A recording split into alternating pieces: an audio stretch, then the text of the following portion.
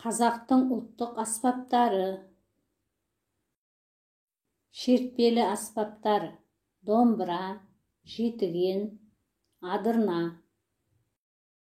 Қобыз: екі шекті ысқышпен ойналатын аспап. Үрмелі аспаптар: сыбызғы, ұран, керней, сазсырнай. Соқпалы ұрмалы аспаптар: даңғыра, дауылпаз, кепшік, дабыл. Сілкімелі аспаптар: сақман, асатаяқ, қоңырау, тұяқтас. Домбыра құрылысы: домбыра үш бөліктен тұрады. Бас бөлігі, мойыны, шанақ. Басында құлақтары, шайтан тегі орналасады. Мойын бөлігінде пернелер.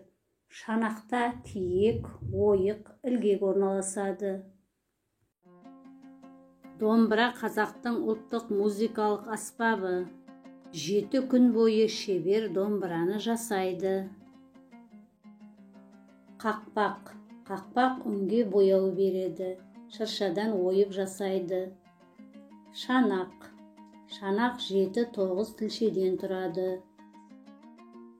Ақ үйеңкіден иіліп жасалады. Табиғи желім үнге әсер етпейді.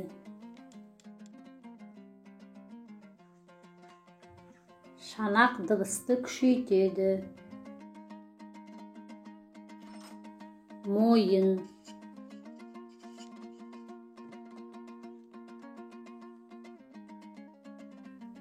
мойын ағашы шырша.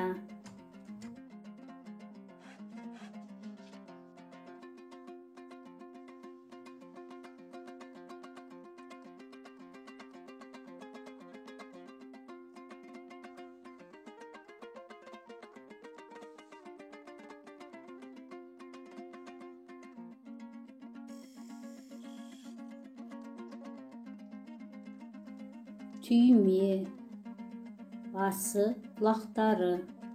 Тиек: үннің күші мен бір қалыптылығы үшін керек. Ішектер: 7 мм қармақ жібі. Домбыраны ғасырдан астам уақыт пайдалануға болады.